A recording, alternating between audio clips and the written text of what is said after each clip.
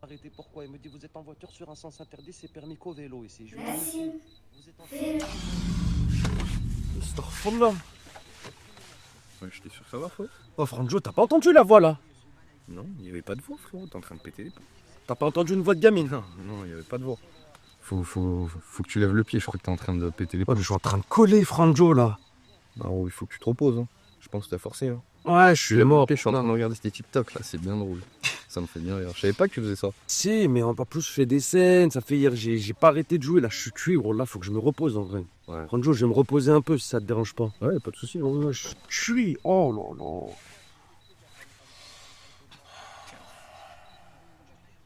Je t'ai déjà fait, Nassim. Oh, tu fais quoi? Oh, tu fais quoi, sale fou là? Oh, tu fais quoi, sale tripané, va? Oh, t'es un genouné, pélo. Ouais, tu fais quoi? Vas-y, Achik, sors de ma voiture. T'es un fou furieux, frère. Sors avant que ça part en couille. T'es un malade mental. Pose-toi là, arrête de m'appeler là. Ouais, je t'ai pété les plombs, toi. T'entends des voix autour, Franjo. T'as pété les plombs, frère.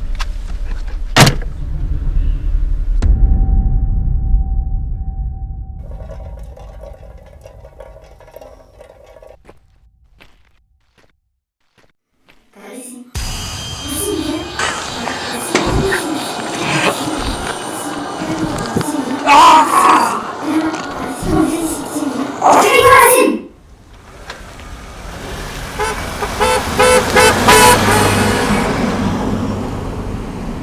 Voilà, Nassim. Nassim, viens. Voilà, Nassim. Ça marche. Après, il faudra mettre les chaises. Wesh les gars. Wesh Nassim. Wesh, Ça va, mon qu'est-ce que frère vous Ça foutez passe là? Tranquillement. Wesh, toi, c'est toi, tu fais Ah quoi bien. C'est vous, qu'est-ce que vous foutez là les frères? Non, je suis là, je sais pas, j'ai une voix qui m'a dit de venir là, mais vous, qu'est-ce que vous foutez là? Il est minuit et demi. Ah, mais voilà, une voix. Quelle voix? Je vous parle sérieux, j'ai entendu une voix. C'est vous, qu'est-ce que vous foutez là? Il est minuit et demi au champ. Le deuxième épisode de Tout On tourne le deuxième épisode, mon frère. Ah, ouais, je me rappelle, Allez, j'avais vu viens, le c'est premier quoi épisode en plus. Viens, tu veux te poser? Viens. Vas-y, hein. Allez, viens. Allez. Salut l'équipe, on est là aujourd'hui pour le deuxième épisode de Two Story avec Momo, comme d'habitude, et mon pote Riyad. Voilà, et aujourd'hui on a l'honneur de vous présenter notre invité, Nassim.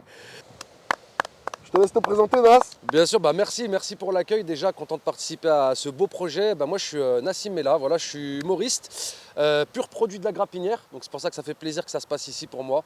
Humoriste, comédien. J'ai lancé un concept aussi qui s'appelle Cheb Moustache, que vous connaissez peut-être d'ailleurs. Bien sûr. Mais surtout humoriste, voilà. Quelques passages sur France 2 avec Génération Paname. Et puis, heureux de partager ce moment bien sombre et bien lugubre avec vous. Ah, franchement, ça fait plaisir, hein, tu Plaisir. sais pas, hein, Ah plaisir ouais. est partagé. Hein. Donc je vais laisser prendre la parole à Mohamed. Merci Soso. Y a pas de Alors souci. du coup, moi l'équipe, je vais vous présenter un peu l'endroit où on est. Alors cet endroit, c'est le champ.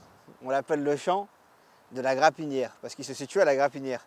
Alors pourquoi on a choisi ce lieu-là? Parce que déjà c'est un lieu qui nous parle à tous, qu'on est tous à peu près originaires du quartier de la Grapinière, on a tous vécu des choses ici, et on a tous entendu des histoires qui se sont passées ici. Et du coup, on a vécu une année noire, une année maudite, nous les habitants de la Grapinière. Il y a quelques années de ça, il y a eu une femme qui s'est suicidée, une dame qui s'est suicidée derrière au bout du champ là-bas. Et c'est un pote à nous qui l'a découvert et qui est d'ailleurs venu le raconter en live sur Twitch. N'hésitez pas à passer sur Twitch et raconter vos histoires si vous avez vécu des choses. Donc lui il est passé, il a raconté un peu son histoire, qu'est-ce qu'il avait vécu. Et du coup voilà, c'est dans cet endroit ici qui s'est passé ce drame. Donc il y a eu un suicide en début d'année, si je ne me trompe pas, je ne sais plus exactement quand c'était, mais on va mettre l'article.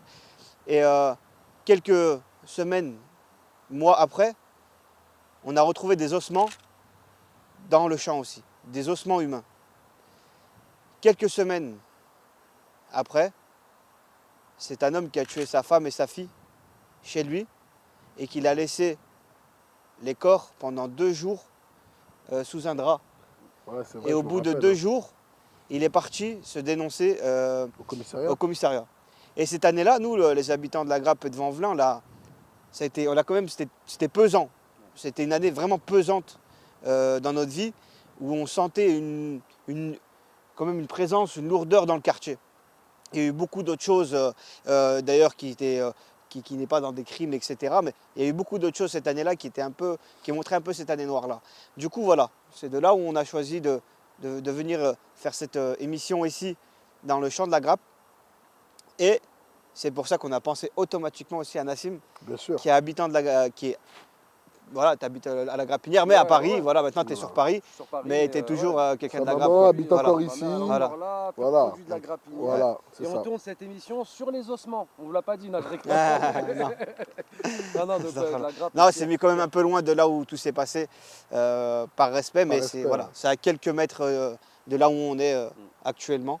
Et en tout cas, moi je te remercie encore une fois d'être venu, Bien Merci sûr. à vous. les frères, merci d'être venu beaucoup. nous donner la force. Avec plaisir. Et surtout que tu as une histoire que tu vis en ce moment même aussi. Mhm. Tu vis en ce moment C'est même. Tu encore m'as dit, d'actualité. voilà, tu m'as dit que c'est encore d'actualité. Ouais. Ouais, ouais, ouais. Et du coup, voilà, ça va être très On a intéressant. hâte, on a vraiment Voilà. hâte que tu nous la racontes. Hein. On a hâte. Avant de commencer, j'aimerais vous remercier Énormément. beaucoup, énormément. Vous nous avez fait des retours très constructifs, des retours très pertinents, et c'est ce qu'on a demandé. Et aussi, je remercie à toutes les personnes qui sont devant Envelin, qui sont venues me parler, qui m'ont dit voilà, on a grave aimé, Vous motivez voilà. surtout. Ouais. Ça nous donne beaucoup de continuer. force et beaucoup d'envie de continuer. Vraiment merci. Et surtout quand on a lancé le concept, on avait un peu des a priori. Bien sûr. On s'est dit voilà, on se lance dans un truc rien à voir, de citer, non, on raconte des histoires, etc. qu'on a vécues ou que des proches, etc. auraient vécu. Au final, on est encore plus motivé. Voilà, au final, en fait, le retour qu'il nous donne, il donne encore plus envie de continuer parce que vous avez grave aimé et ça nous donne plus de force et on va continuer, Inch'Allah. Et on espère juste que vous allez encore plus partager pour qu'on puisse tout péter, quoi. Ah oui, c'est important. Un grand merci en tout cas. Un grand merci. Bon, bah, la première histoire, c'est toi, Riyad, qui va commencer. Exactement. Donc l'équipe, je vais vous raconter l'histoire d'un mec qui était avec moi au lycée. Ouais. Donc du coup, il a réagi par rapport à la vidéo qu'on a faite, tu vois. Et il m'a envoyé un message. Il m'a dit Riyad, j'ai un truc à te raconter. Passe me voir. On s'est vu et puis il m'a raconté son histoire. Ça s'est passé en 2019. Avec 3 de ses potes, ils ont décidé d'aller faire du ski dans une station à Chamonix. Donc ils ont réservé un chalet, ils ont réservé une chambre. Le problème c'est quoi? C'est qu'à cette période de l'année, les chambres elles sont toutes chères. Tous les hôtels ils sont à 600, 700, 800 boules. Ça veut dire qu'en fouinant, ils sont tombés sur un chalet qui n'était pas trop cher et qui était tout proche des pistes. Donc ils se sont dit ok c'est parfait, ils ont réservé une nuit. En fait ils comptaient rester une nuit là-bas, arriver le jour même, rester une nuit et reskier le lendemain, pour rentrer le lendemain au soir. Donc ils ont réservé cette petite chambre là, ils arrivent sur place, etc. Ils arrivent sur place, ils tombent sur une vieille dame qui les accueille. Elle les accueille, mais elle leur dit pas bonjour. Elle leur dit pas bonjour, est-ce que vous avez fait bonne route ou quoi? Non, rien à voir. Elle leur demande de leur montrer la réservation tout simplement. Elle les emmène dans leur chambre et si tu veux, elle est située au -1. Elle est située au sous-sol la chambre. Chose qui n'est pas commune. Normalement les chambres elles sont tous à l'étage ou voire au rez-de-chaussée. L'endroit qui mène à la chambre, il fait super peur. Déjà, il faut descendre un escalier qui grince en bois très ancien. Ils sont derrière la dame elle pousse la porte de la chambre et ils se rendent compte que c'est pas du tout la chambre, que la chambre en fait elle correspond pas aux photos, tu vois. Elle correspond pas du tout aux photos, c'est un vieux lit, des vieux draps, des vieux rideaux, c'est sombre, la fenêtre, si tu veux, elle est crade. Vas-y, si tu veux, c'est délaissé, on va dire. Ce qu'ils décident de faire, c'est de montrer les photos qu'il y a sur le site, tu vois. Ils lui montrent les photos, ils lui disent c'est clairement une arnaque, nous on s'attendait pas à ça ressemble pas du tout aux photos, regardez madame, etc. Elle leur dit quoi? Elle leur dit écoutez, de toute façon, toutes les chambres que j'ai, elles sont complètes là ce soir. Elles sont complètes, donc c'est soit cette chambre-là, soit rien, ou soit vous allez voir ailleurs. Le groupe d'amis se concerte, ils commencent à fouiner sur les sites, Booking, etc., Travel, etc., etc. Ils trouvent pas de chambre. Les seules chambres qu'ils trouvent, c'est des chambres à 1 000 € la nuit, frérot. Et ils n'avaient pas le budget pour. Bien sûr. Donc ils se concertent, ils réfléchissent, au final ils se disent quoi? Les frères, on est venus là pour skier. On va dormir une nuit ici, ça va bien se passer, même si c'est pas l'endroit auquel on s'attendait, ça va bien se passer, on va skier, on va passer un bon moment, les gars, on est venus pour se détendre, tout simplement. Ils commencent à se changer, se préparer pour aller skier, il était aux alentours de 10h30. Ils vont choisir leur ski, etc. Ils arrivent sur les pistes, tout se passe bien, il y a un peu de monde, c'est ça exactement, ça se régale, ça skie. Et pendant qu'un de ses potes, il descend une piste rouge, sur la piste, tu veux, il aperçoit comme une silhouette en fait qui veut lui faire barrage. C'est soit il l'évite, soit il lui rentre dedans. Et lui, il a clairement l'image de cette meuf qui est plantée là, et c'était cette vieille dame. Exactement, c'était cette vieille dame qui était là et qui voulait lui faire barrage. Donc lui, ce qu'il se dit dans sa tête, je dois l'éviter à tout prix. Il finit par l'éviter, il finit dans le ravin. Il finit dans le ravin à 2 doigts de se prendre un mur. Donc du coup, il se relève, il appelle directement ses potes qui étaient un peu plus haut, qui ne s'étaient pas encore lancés eux.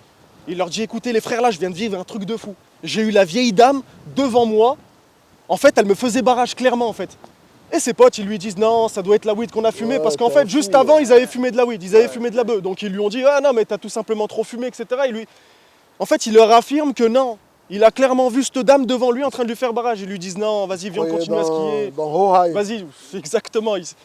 Il leur a dit clairement, vas-y, là, c'est pas possible, venez, on rentre. Non, c'est pas possible en fait. Il est midi, frérot, on va pas rentrer, on va continuer à skier, on va passer une bonne journée. C'est des hallucinations, t'as tout simplement trop fumé, tu vois.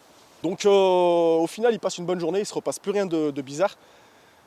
Il rentre au chalet, il se déshabille, il se douche et il se prépare pour aller au jacuzzi. Sauf qu'au jacuzzi, gros problème. Au jacuzzi, gros problème, l'eau elle est verte. L'eau elle est clairement verte. En fait, au moment où il rentre dans le jacuzzi, frérot, en fait, dans l'espèce de spa, il y a une espèce d'odeur, il y a une espèce je ne saurais pas comment t'expliquer, mais ça leur pique les yeux, frérot. Ça leur pique les yeux, ils n'arrivent pas à respirer. Ils décident de faire quoi? De directement aller voir la dame. Ils décident d'aller voir la dame, ils la trouvent, et ils lui disent tout simplement, c'est pas normal madame, on vient d'arriver au jacuzzi, l'eau elle est verte, on a les yeux qui piquent, on n'arrive pas à respirer, on n'arrive même pas à se parler dedans. Il y a un truc bizarre, soit vous avez mis un truc de chelou, ou soit en fait c'est pas normal, clairement, venez avec nous, vous allez voir ce qui se passe dans le jacuzzi. Elle les accompagne, et elle leur dit, tout simplement, c'est moi qui ai mis le produit. Avant que vous arriviez, tout simplement pour purifier vos âmes. C'est de la javel que j'ai mis dans le jacuzzi. Pour purifier vos âmes parce que vous m'avez l'air pas clair. Frérot, il commence à s'embrouiller, ça commence à s'insulter dans tous les sens. Et au final, je te disais, t'as un des mecs de l'équipe qui les calme. Il leur dit, écoutez, c'est pas grave, il n'y a pas de jacuzzi ce soir, on se pose dans la chambre, on va enrouler un. Tranquillement, la soirée elle va bien se passer. En plus de ça, ils avaient ramené leur machine à raclette, ils avaient ramené tout ce qu'il fallait pour passer une bête de soirée, tu vois. Donc au final, ils se sont dit, vas-y, elle va pas nous niquer la soirée, ça va bien se passer les mecs. Ils remontent à leur chambre, ils font leur raclette, etc. Ils discutent un petit peu de ce qui vient de se passer. En fait, ils n'arrivent pas à y croire en fait. Parce qu'en fait, tout se passe mal, du début jusqu'à la fin, de la chambre jusqu'au jacuzzi, en passant par les pistes, en passant par le mec qui a failli se prendre la vieille dame. En fait, c'est super bizarre, tout est chelou. Ils en parlent dans la chambre. Et au final, ils finissent par s'endormir. Au milieu de la nuit, vers 2-3 heures du matin, il y a un des potes qui est réveillé par des pas dans le couloir, devant la chambre. Il est réveillé par les pas, il s'y intéresse un petit peu, il commence à se lever, il pousse la porte. Il trouve rien. Il trouve rien du tout. Il reva se coucher. En fait, il n'arrive pas à dormir, tu vois. Il n'arrive carrément pas à dormir. Il fait que scroller sur les réseaux, il n'arrive pas. Tandis que ses potes à côté, ils sont 5e sommeil, frérot, tu peux pas les réveiller, c'est mort. Ils sont déjà partis. Vers 4-5 heures du matin, t'as une petite lumière qui s'allume en bas de la porte. Et genre, t'as comme une ombre de chaussures en fait. Une ombre de pied qui apparaît juste en bas de la porte. Il se lève, vraiment en faisant le moins de bruit possible. Il s'approche de la porte. Il ouvre la porte. La lumière, elle est éteinte, au final. Au fond du couloir, t'as la vieille dame qui est posée sur un vieux fauteuil et qui la regarde.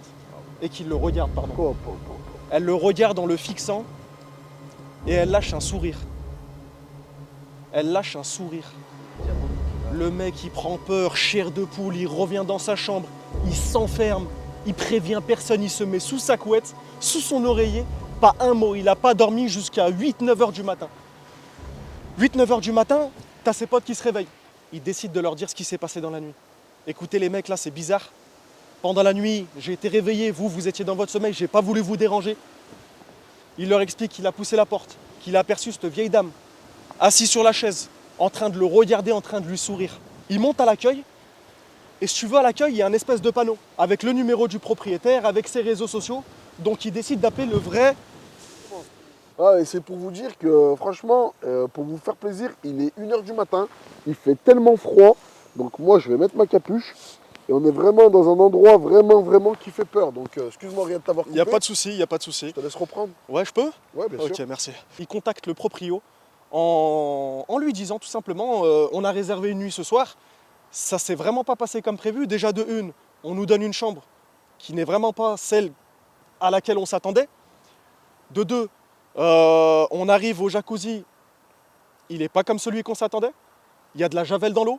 On tombe sur une vieille dame qui nous agresse, qui nous parle super mal, super froidement, qui nous juge dans tous les sens et qui nous dit tout simplement que c'est elle qui a renversé la javel exprès dans le jacuzzi pour soi-disant purifier nos âmes. On n'a jamais vu ça en fait, on veut un remboursement, on veut que tout simplement vous veniez sur place pour s'expliquer. Au téléphone, le mec il n'en revient pas. Écoutez les jeunes, il n'y a jamais eu de vieille dame dans le chalet. Il n'y a jamais eu de vieille dame dans le chalet, tout simplement. Pourquoi? Parce qu'il n'y a jamais eu d'employé. Les clés des chambres, je sais pas comment t'expliquer, mais genre, je sais pas si t'as déjà loué un Airbnb, genre la clé elle est dans le machin. Une boîte aux lettres, ouais, Exactement. une boîte aux lettres avec Et le code, il vous est référencé sur la réservation. Donc tout simplement, j'ai pas de vieille dame, moi, qui conduit les gens dans les chambres, etc. Et la chambre dont vous me parlez là, je sais pas c'est quoi cette chambre là. J'ai que des chambres de haut standing qui sont nettoyées tous les jours. J'ai pas de ça en fait, tout simplement. Donc en fait, ils perdent la boule, ils perdent la tête. Tout ce qui vient de se passer pour eux, c'est vrai en fait. Ils sont trois à avoir vécu la même chose, ça leur est jamais arrivé auparavant. Certes, ils ont fumé, c'est pas une raison. Pour être accueillis par une dame, être accusé, etc., c'est pas une raison. Donc au final, le mec, il se rend sur place. Il se rend sur place, et puis ils font le tour. Ils se rendent au jacuzzi, là où l'eau était clairement censée être verte. L'eau, elle est clean. L'eau, elle est clean. Il n'y a pas d'odeur bizarre. Ils arrivent à respirer, ils arrivent à parler entre eux dans le spa. Il n'y a pas d'odeur bizarre. Ils les conduisent à cette mystérieuse chambre qui est au -1. Il leur dit tout simplement, c'est pas possible, vous n'avez pas pu dormir ici. Vous n'avez pas pu y aller parce que c'est moi qui ai la clé. Impossible d'y accéder à cette chambre. Et cette chambre-là, c'était la chambre où dormait la première propriétaire. La première propriétaire du chalet qui lui a vendu le bien il y a plus de 20 ans. Elle lui a vendu le bien il y a plus de 20 ans et la dame, elle est morte il y a 10 ans. Et il demande une confirmation. Le mec, il leur dit, il n'y a pas de souci, je vais appeler un de ses fils, je suis toujours en contact avec lui, on va l'appeler tout de suite. Et lui-même, il va confirmer que sa maman est morte il y a 10 ans. Il l'appelle tout simplement et au final, il lui confirme. Ma mère, elle est morte. C'est impossible, vous n'avez pas pu la voir, ma mère. Tu vois? Donc, en fait, dans leur tête, ils n'arrivent pas à y croire. Ils sont pas bien et il les rassure. Il leur dit tout simplement que ça peut être votre hallucination, ça peut être peut-être, je sais pas en fait, ça peut être, je sais pas si vous avez fumé des produits ou quoi, mais en tout cas, ma mère, elle est morte. La vieille dame que vous avez vue cette nuit, c'était qu'une simple hallucination. C'est pas possible ce qui se passe, tout simplement. Donc ensuite, ils ont décidé de rentrer à Lyon et il m'a raconté cette histoire. Et jusqu'à aujourd'hui, ils sont choqués. Et je me retrouve choqué aujourd'hui avec vous, en fait, tout simplement. Donc l'histoire, elle se termine comme ça. En fait, ce qui leur est arrivé, ça aurait pu arriver à n'importe qui, en fait. Aujourd'hui, on n'a pas la réponse à ce qui leur est arrivé, on n'a pas la réponse. S'il y a des personnes qui ont vécu des affaires similaires, des trucs un peu semblables, franchement, on veut vos avis, on veut vos commentaires. Mais moi, cette histoire-là, elle me choquera à tout jamais. Je vous le dis, je sais pas ce que vous en pensez, les mecs. Bah, du coup, comme il disait Riyad, si vous avez des histoires similaires ou des histoires que vous avez vécues, encore une fois, on fait un appel. Envoyez-nous un message. Nous, on fait des live Twitch. Comme on a dit, la personne qui a vécu, qui a découvert la femme pendue, il est venu en live nous raconter. Donc, ceux qui ont vécu des trucs, venez en bio, voilà, dans la description. Il y aura marqué le Twitch. Suivez, etc. Suivez un peu les comptes Snap et tout pour pas louper les annonces. Du coup, les gars, là, on va décaler parce qu'il est à quoi? Il est à peu près 1h et quelques du matin, comme il a dit Soso. Regardez, il y a du vent de partout, il fait super froid, l'équipe technique derrière, elle est congelée. Donc, ce qu'on va faire, c'est qu'on va décaler. En plus de ça, on est en train d'entendre des petits bruits derrière. Des petits bruits derrière flippants. Du coup, on est dégoûté un petit peu parce que voilà, on voulait vraiment s'imprégner du lieu. On voulait vraiment s'imprégner du lieu pour vous mettre vraiment l'ambiance, etc. et tout. Bah, là, on va devoir décaler, on va se mettre dans un autre endroit pour qu'on nous entende bien par rapport au son, etc. Car on a eu des retours aussi sur le son. Donc là, on veut quelque chose de qualité, du coup, on va se décaler.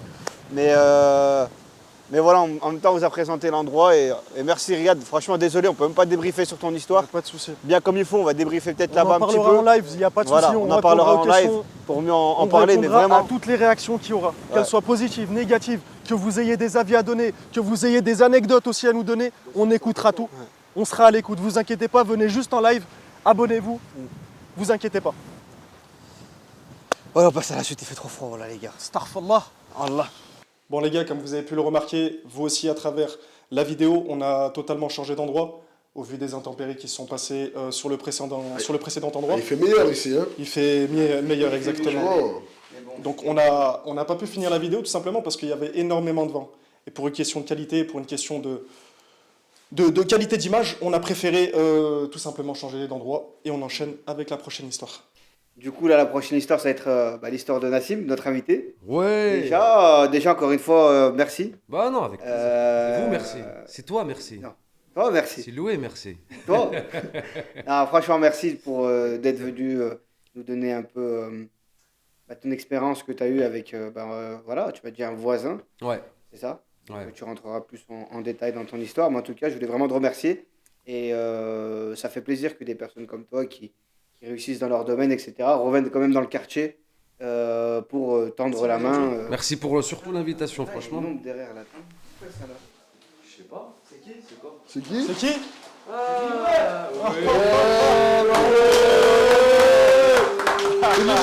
C'est le livreur, c'est le livreur. Oh, je pétais la dalle en plus.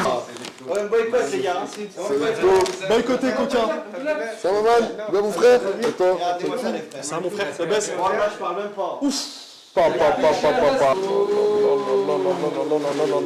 Non. Et la rapidité Voilà. aussi de la livraison. Franchement, Très important. merci. Un petit message à passer à la commune? Voilà, les frères, c'est les meilleurs. Suivez ce qu'ils font. Et de toute façon, Inch'Allah, ils vont aller loin. Inch'Allah, merci, maman. Merci Anas. Merci Anas. Du coup, on remercie Anas Food d'avoir sponsorisé cette vidéo. Vous pouvez les retrouver au 5 rue Lamartine à Vaux-en-Velin. Et nous, on continue avec la suite de la vidéo. Je vous laisse kiffer.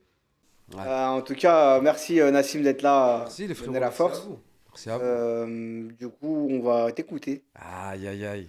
Vous êtes prêts au moins pour ce que je vais dire? Ah, écoute. Non, en fait, pourquoi je dis ça? Parce que moi, déjà, c'est encore d'actualité. C'est pour ça. Donc, en fait, l'histoire, ça commence à peu près l'année dernière. J'ai ma mère. En fait, on a un voisin, nous. Il faut savoir que ce voisin, de base, c'est un voisin qu'on croise souvent dans l'allée, comme beaucoup de voisins, soixantenaires, quand ils te croisent. Ça va, Nassim, tu vas bien, là, ça se passe bien, la famille, la maman, etc. Donc, c'est un mec tout le temps bonne humeur, tout le temps bien et tout. Et l'année dernière, je dis à ma mère, mais on le voit plus trop, le voisin, tu vois. Et elle me dit, ouais, c'est vrai, il sort pas trop et tout, mais par contre, c'est bizarre parce qu'il fait du bruit, des fois, le soir, il crie, tu vois. Je dis, bon, il crie, tu vois. Après, lui, il avait pour réputation un peu de prendre des produits stupéfiants, on va dire. Donc, je me dis, Malek, c'est ça, tu vois, un peu comme pour l'histoire du ski. Malek, il y a des trucs comme ça, il y a des petites hallucinations, haja, tu vois. Et je calcule pas. Jusqu'à cet été, ma mère, elle part au bled et elle me laisse les clés. Elle me laisse les clés, et moi je suis dans l'appart, je viens à la grappe, tu vois, j'arrive de Paris, machin, je me pose à Lyon, machin et tout. Et je l'entends crier. Et là, je l'entends crier, mais je l'entends crier pas des cris normaux, tu vois. Des vrais cris bizarres, des cris démoniaques. Ouais, des cris démoniaques, comme on avait parlé dans l'épisode 1. T'as compris, des cris vraiment, tu sens que c'est pas humain. Tu vois, des vrais cris bizarres, des cris, on dirait c'est pas lui qui crie, tu vois, on dirait que c'est quelqu'un d'autre, une entité, une entité, tu vois, comme on dit, voilà. Et je me dis, c'est bizarre, ok, bon, c'est pas grave. Un jour passe, 2 jours passent, 3 jours passent et tout. Et je le réentends crier encore une fois. Sauf que cette fois-ci, je sens que je suis dans mon salon et j'entends le cri, il est proche. Et en fait, il n'était pas dans son appart. Parce que lui, il est au 2e étage, nous, on est au 4e. Ouais. Quand il crie de son appart, t'entends à travers les murs, ça résonne, mais sans plus. Là, je sens comme s'il est par la fenêtre. Et moi, qu'est-ce que je fais? Je me mets par la fenêtre. Et là, en fait, ce que je vois, c'est que je le vois sur un banc. En bas de mon allée. Tu vois comment c'est fait, Soso, vers chez moi? Il y a des bancs, il y a des jeux et tout. Derrière. Un petit parc, ouais. Voilà, il y a un petit parc pour les enfants et tout. Et il est sur le banc. Et je vois pas dans la pénombre, mais je l'entends, il crie en bas. Et il toujours des cris. On dirait vraiment Starfall. Godzilla, on dirait un petit peu. Godzilla, possédé, genoux, t'as compris, tu vois. Je ferme la fenêtre, mais moi j'étais plein de trac, frère. Voilà, je ferme la fenêtre, j'éteins la lumière, j'essaie de voir ce qu'il fait sur le banc et tout. J'arrive pas à voir, machin et tout, je comprends pas. Et là, quelques jours plus tard, je descends de chez moi. Et je descends le soir. Je devais aller rejoindre un sahaba, moi, tu vois, en bas, on se pose à la grappe de temps en temps, tu connais. Je descends Et je vois la porte de chez lui qui est entrouverte. Mais il devait être avec 1h du matin, tu vois. Mon sahib m'a dit, viens, je suis dans ton secteur, je descends. Alors, écoute, 1h du matin, et je vois sa porte, elle est entrouverte. Et là, frère, mais j'entends en live ce qui se passe. Ouah, des bruits de baffe. Je me dis au début, c'est quelqu'un qui le baffe, tu vois. Il vit tout seul, lui, ouais. Il vit tout seul. Donc je descends un peu, je passe devant chez lui, à base de grande shahada, de grande attestation de foi pour ceux qui ne sont pas des nôtres, pour me protéger, tu vois, tout ça. Et je descends et je reste comme ça. Et d'ailleurs, bah, je sais pas si tu mettras On mettra la vidéo. Je mettrai la vidéo que j'ai prise d'ailleurs. Et là, j'entends et je comprends que c'est lui qui se met des coups, en fait.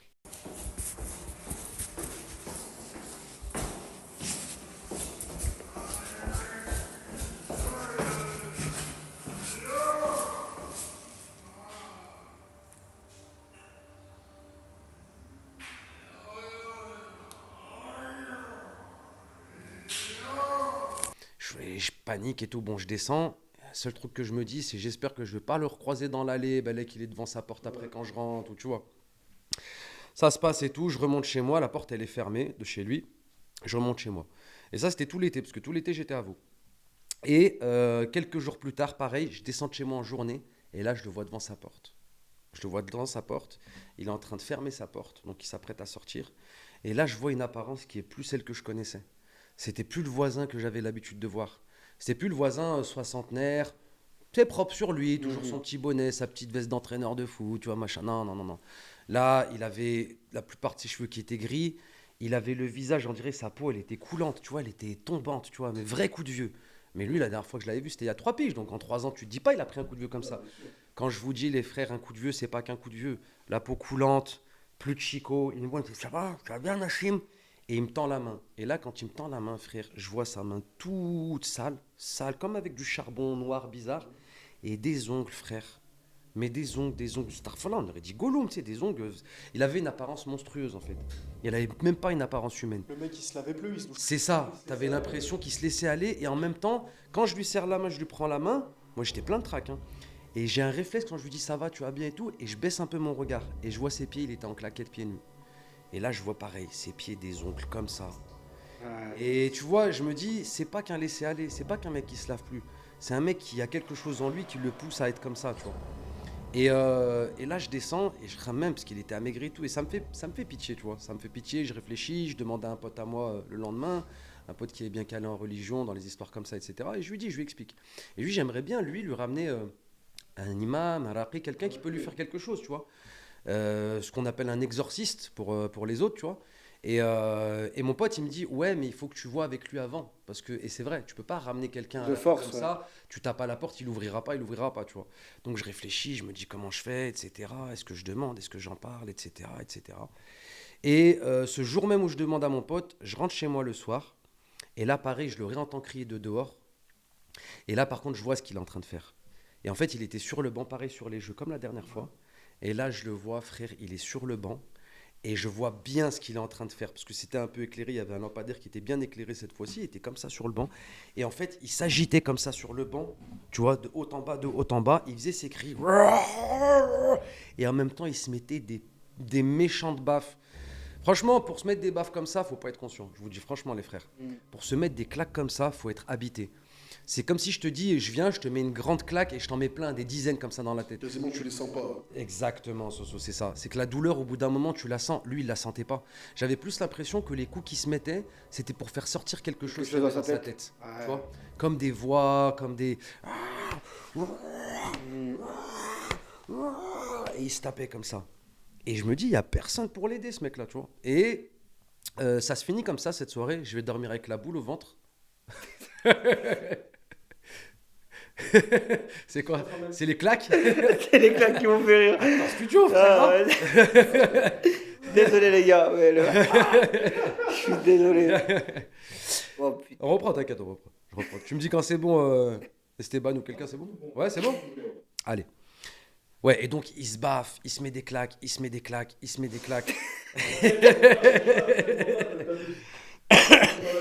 Je vais passer les claques, t'inquiète.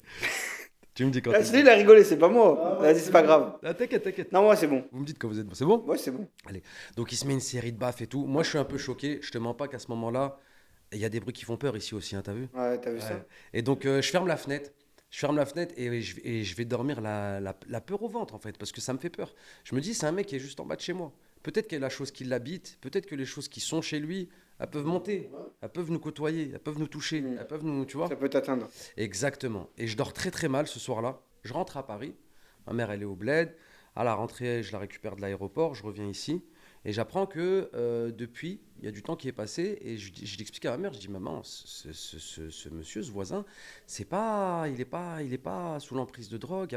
Il est mescoun, il est habité. Ma mère a dit, ouais, j'ai l'impression, vous le dites, en plus, il laisse dormir personne le soir. On entend tous ces bruits.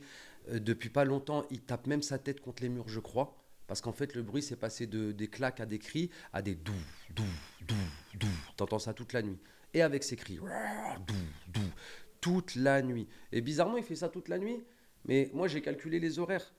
Je vais pas me fier forcément à ça, mais tu sais, quand ça arrive le jour, après le fajr et tout, il n'y a plus rien. Tu vois ce que je veux dire? Ouais. Et ma mère, elle me dit qu'apparemment, lui, il a une fille qui a à peu près notre âge, un peu plus grande, qui est revenue et qui s'est mis à s'occuper de lui de temps en temps. Elle vient le voir une fois par semaine. Elle lui a mis une infirmière qui s'occupe de lui. Et malgré ça, et c'est là que je me dis qu'il a habité, c'est que malgré que l'infirmière, elle vient, elle lui nettoie un peu chez lui, etc., et ben ça n'a pas bougé. Ça n'a pas bougé, et c'est ce que je voulais dire, et le parallèle que je voulais faire avec ça, c'est que souvent, il y a des gens, on dit, ouais, ils se finissent dans des hôpitaux psychiatriques parce qu'ils sont fous. Moi, je pense qu'il y en a qui sont peut-être fous ou atteints de certaines pathologies. Je pense qu'il y en a qui sont habités. Tu vois ce que je veux dire? Et lui, je pense qu'il est vraiment habité, frère. Il partait à l'hôpital psychiatrique? Non, justement. Alors, bizarrement, non. Et même des fois, tu sais, sa fille, elle sonne chez lui et il lui ouvre pas. Et il est là. Parce qu'un jour, il a mis discrètement sa tête par la fenêtre, elle l'a pris en flag. Elle a sonné, elle a remis sa tête comme ça. Elle lui dit, pourquoi tu m'ouvres pas? Il lui dit, non, mais c'est bon. Et il a fermé. Et pour la dernière petite anecdote, récemment, je suis en bas de chez moi, je monte, tac, tac, tac, tac, tac. Et je passe devant sa porte et il y a une odeur. Depuis quelques temps maintenant, il y a une odeur. Il y a une odeur d'enfermé, il y a une odeur... ouais, un petit peu, tu vois. Et c'est très bizarre. Et en fait, ce qui se passe, c'est que l'histoire la plus récente avec lui, c'est qu'il y a des souris à son étage. En fait, quand tu montes au deuxième, il y a des petites souris. Moi, j'ai rencontré une petite souris qui était aux escaliers. Elle m'a vu. Elle a monté tu sais, à la grappe, on a des portes entre les paliers comme ça, Ouais. entre les deux portes. Il y a des portes en bois avec le compteur. Ouais, c'est le compteur. Elle s'est faufilée dans le truc du compteur. Et un jour, je croise une voisine à moi, du premier, une haja, une vieille dame. Et je lui dis, ouais, tata, vous avez vu, il y a des souris et tout. Elle m'a dit, oui, c'est celui du deuxième. Il y en a marre. Je lui dis, mais c'est des souris. Elle me dit, non, non, je crois que c'est des souris, même elles sont à lui. Et bizarrement, cette souris-là, quand je l'ai vue, le lendemain, je rentre dans mon allée et devant l'allée dehors, il y a 3 souris mortes, éventrées avec les boyaux qui sortent devant l'allée, frère. Posées. Il fait des sacrifices de souris. Dieu seul sait, Allahu Alam, comme on dit. Et pour compléter cette petite anecdote, parce que comme je t'ai dit, il y a quelques temps de ça, je monte chez moi et je croise mon voisin de palier du 4e. C'est un Tunisien, daron, tu vois, ailleurs qu'un peu cinquantenaire et tout. Et je le croise, je lui dis, ça va, tu vas bien et tout, ça fait longtemps que je t'ai pas vu, ouais, j'étais en Tunisie, machin et tout. Et d'un coup, c'est lui, il m'en parle. Il me dit, t'as vu le voisin du 2, ce qu'il fait en ce moment? Je dis, ouais, mais c'est pas qu'en ce moment, ça fait 1 an, qu'est-ce qu'il lui prend? Je lui dis, moi, je te dis la vérité, je pense qu'il est mescoun, je pense qu'il est habité. Il me dit, non, il n'est pas que habité. Il me dit, moi, je pense qu'il fait du suhour et de la sorcellerie, ce monsieur. Et c'est pour ça qu'on entend ces bruits, et c'est pour ça qu'il fait tout ça, et c'est pour ça qu'il y a de l'insalubrité, c'est pour ça que ça pue, l'histoire des souris. Il m'explique tout, parce que lui aussi, il était au courant sur les souris, il était au courant sur plein de trucs. Il m'a dit, les souris, t'as pas vu, il y a des souris, il n'y en avait jamais. Je dis, moi, je les ai même vues devant l'allée. Il m'a dit, moi aussi, je les ai vues, ces souris. Et quand tu vois quand j'ai vu les souris, les frères, c'était pas une souris que t'as écrasée comme ça. Elles étaient mortes de la même manière, les 3. Elles étaient torse ouvert comme ça, des petites souris, hein, torse ouvert, et les boyaux, tu vois, les entrailles sorties. Genre travail bien fait. T'as compris, tu vois, c'est à la limite, t'en tues 3, il y en a une, elle a la tête écrasée, l'autre, il lui manque une patte, l'autre, elle est... Tu vois ce que je veux dire? Donc tu es 3 avec... 3 éventrés. Elles sont toutes là au même endroit, c'est bizarre. C'est ça qui est bizarre. Et quand il m'a dit ça, le Tunisien, donc le voisin de mon palier, c'est là que je me suis dit, peut-être qu'en fait, j'ai fini par comprendre toute la fameuse histoire. C'est que oui, certes, peut-être qu'il est habité, mais peut-être qu'il a raison. Peut-être que ce voisin, il m'a dit, il pactise, il fait des choses. C'est pas possible. Et peut-être ça s'est retourné contre lui. Peut-être que pour faire sa sorcellerie, il se fait habiter par des choses. Il doit se mettre dans un état. Et l'histoire du fait qu'il voulait pas recevoir sa fille, c'est peut-être par rapport à ça? Je pense parce que chez lui, frère, quand moi, Pas mêlé à ça. tu vois, soit pas mêlé à ça, soit il veut la préserver, ou soit c'est quelqu'un qui s'est recroquevillé sur lui-même. Ça veut dire il est vraiment en mode je m'enferme, ermite, je calcule personne, et c'est ce qui se passe à chaque fois. Et sa porte, quand elle est entrouverte et qui fait ces bruits-là bizarres le soir, Il y a une odeur, les frères. C'est pas humain ce qui se passe là-dedans. Et je sais pas quoi faire. Parce que moi, j'ai jamais osé entrer et j'entrerai jamais. Je peux pas rentrer. Là, à l'heure actuelle, il est encore comme ça, on est d'accord. Là, à l'heure actuelle où je vous parle, il est encore comme ça. C'est encore d'actualité.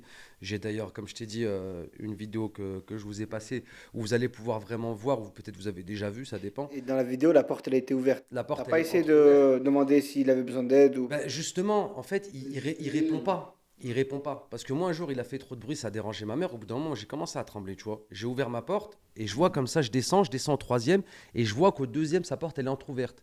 Et je dis, oh, arrête de faire du bruit, c'est bon, là, il y en a marre. Tu sais, ça, moi, je m'énerve un peu. Il est tu un vois. peu de loin. Un peu de loin distant, tu vois. Rien, il continue. T'existes pas pour lui. Quand il est dans ces phases-là, t'existes pas.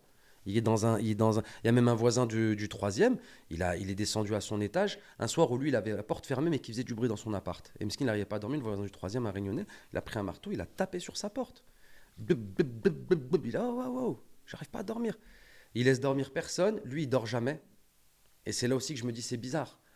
Comment tu fais pour résister? J'arrive à le voir de temps en temps marcher au loin, j'ai déjà croisé un jour dans l'allée. Comment tu arrives à être vivant, sans sommeil, en te mettant des gifles comme ça, en faisant ces cris?